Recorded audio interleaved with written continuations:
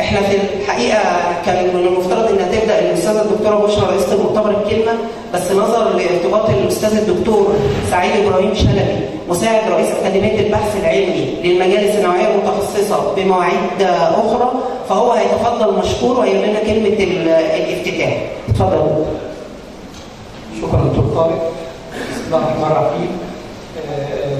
السيدة الأستاذة الدكتورة بشرى عبد الله السيد رئيس مؤتمر مستقبل نباتات الزينة في مصر ورئيس مجلس إدارة الجمعية العلمية للزهور ونباتات الزينة، السيد الدكتور طارق محمد نور الدين الأمين العام للجمعية، أساتذتي وزملائي، يطيب لي أن أرحب بكم أيها الجمع الكريم من العلماء والخبراء في هذا اللقاء العلمي الهام للجمعية العلمية للزهور ونباتات الزينة لمناقشة مستقبل نباتات الزينة في مصر.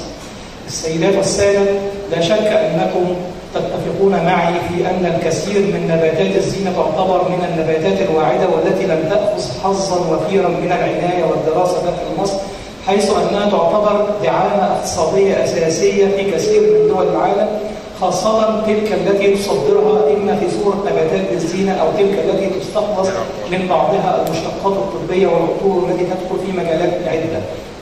وجدير بالذكر في هذا المجال أن الشعوب التي تهتم بنباتات الزينة هي شعوب راقية ذات حس عالي ومرهف.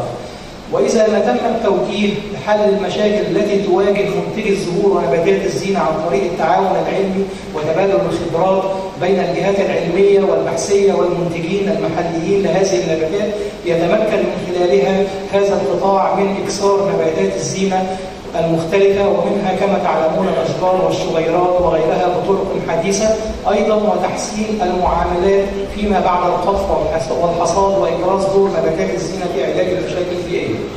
السيدات والسادة، إنه في إطار مهام أكاديمية البحث العلمي مواكبة تطور مجتمع البحث العلمي لتلبية احتياجاته، أيضا مواجهة تحديات العصر والوصول إلى حلول للمشكلات بطريقة علمية وقابلة للتطبيق بالجهات المعنية. وإني على يقين من أن مؤتمركم هذا سيخرج بتوصيات سوف تسهم بشكل كبير في حل بعض المشاكل التي يعاني منها منتجو نباتات الزينة بالشكل العلمي الصحيح وبطرق علمية قابلة للتطبيق.